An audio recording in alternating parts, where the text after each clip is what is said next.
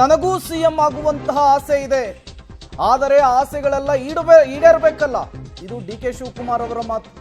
ದೆಹಲಿಯಿಂದ ಬಂದ ಬಳಿಕ ಡಿ ಕೆ ಶಿವಕುಮಾರ್ ಸಿದ್ದರಾಮಯ್ಯನವರ ಸ್ಟೇಟ್ಮೆಂಟ್ಗೆ ರಿಯಾಕ್ಟ್ ಮಾಡಿದ್ದು ಹೀಗೆ. ಯಾರು ಏನೇ ಅಂದ್ರೂ ಕೂಡ ಎಲ್ಲವೂ ಕೂಡ ಹೈಕಮಾಂಡ್ ನಿರ್ಧಾರಕ್ಕೆ ಬಿಟ್ಟಿದ್ದು. ಪೂರ್ಣಾವಧಿ ಸಿಎಂ ಹೇಳಿಕೆಗೆ ಡಿ ಕೆ ಶಿವಕುಮಾರ್ ಪರೋಕ್ಷವಾಗಿ ಟಾಂಗ್ ಕೊಡುವಂತಹ ಕೆಲಸವನ್ನು ಮಾಡಿದ್ದಾರೆ. 5 ವರ್ಷವೂ ಕೂಡ ನಾನೇ ಮುಖ್ಯಮಂತ್ರಿ ಎನ್ನುವಂತಹ ಸಿದ್ದರಾಮಯ್ಯನವರ ಹೇಳಿಕೆಯ ವಿಚಾರಕ್ಕೆ ಡಿಸಿಎಂ ಡಿ ಕೆ ಶಿವಕುಮಾರ್ ದೆಹಲಿಯಿಂದ ಬಂದ ಬಳಿಕ ಇದಕ್ಕೆ ರಿಯಾಕ್ಟ್ ಮಾಡಿದ್ದು ಹೀಗೆ. ಮತ್ತೊಮ್ಮೆ ಅಧಿಕಾರ ಹಂಚಿಕೆಯ ಚೆಂಡನ್ನ ದೆಹಲಿಯ ವರಿಷ್ಠರ ಅಂಗಳಕ್ಕೆ ಎಸೆದಿದ್ದಾರೆ ಡಿಸಿಎಂ ಡಿ ಕೆ ಶಿವಕುಮಾರ್ ಅವರು.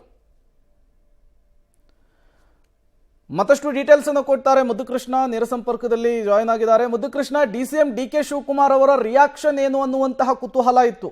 ದೆಹಲಿಯಿಂದ ಬಂದ ಬಳಿಕ ತಮ್ಮ ಮೊದಲ ರಿಯಾಕ್ಷನ್ ಅನ್ನು ಕೊಟ್ಟಿದ್ದಾರೆ.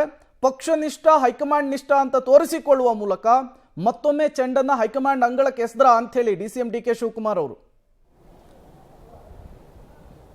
ಖಂಡಿತ ಪ್ರೇಮ್, ಎಲ್ಲೋ ಒಂದು ಕಡೆ ಬಂದ ದಾರಿಗೆ ಸುಂಕವಿಲ್ಲ ಅಂತಾರಲ್ಲ, ಅದೇ ರೀತಿಯ ಪರಿಸ್ಥಿತಿ ಇವತ್ತು ನಿಜಕ್ಕೂ ಕೂಡ ಡಿಸಿಎಂ ಡಿ ಕೆ ಶಿವಕುಮಾರ್ದು ಅನ್ನೋದು ಅವರ ಮಾತುಗಳಲ್ಲೇ ಈಗ ಅರ್ಥ ಆಗ್ತಾ ಇರುವಂಥದ್ದು. ಸಹಜವಾಗಿ ಈಗ ದೆಹಲಿಯಿಂದ ವಾಪಸ್ ಆದಂತಹ ಡಿ ಕೆ ಶಿವಕುಮಾರ್ ಅವರು ನೇರವಾಗಿ ಹೇಳ್ತಾ ಇದ್ದಾರೆ, ಸಿಎಂ ಅವರು ಹೇಳಿದಂತಹ ಮಾತೇನಿದೆ, ಡಿ ಕೆ ಶಿ ಅವರನ್ನ ಬಹಳ ಕೆಲ ಶಾಸಕರು ಬೆಂಬಲಿಸ್ತಾರೆ, ಆದರೆ ನಾಟ್ ಸೋ ಮಚ್, ಅಂದ್ರೆ ಬಹಳ ಜನ ಅಲ್ಲ ಅನ್ನೋಂಥ ಹೇಳಿಕೆಯಿಂದ ವಿಚಲಿತರಾದಂತೆ ಇವತ್ತು ಭಾಸ ಆಗ್ತಿದೆ. ಕಾರಣ ಯಾಕೆಂತಂದ್ರೆ ಅವರೇ ಹೇಳ್ತಿದ್ದಾರೆ, ನಾನು ಕೂಡ ಸಿಎಂ ಅವರ ಹೇಳಿಕೆಯನ್ನ ಗಮನಿಸಿದ್ದೆ, ಬಹಳಷ್ಟು ಬಿಸಿ ಇದ್ದೆ, ಆದ್ರೂ ಕೂಡ ಅದರ ಮಧ್ಯೆ ನಾನು ಅವರ ಹೇಳಿಕೆಯನ್ನ ಗಮನಿಸಿದ್ದೀನಿ.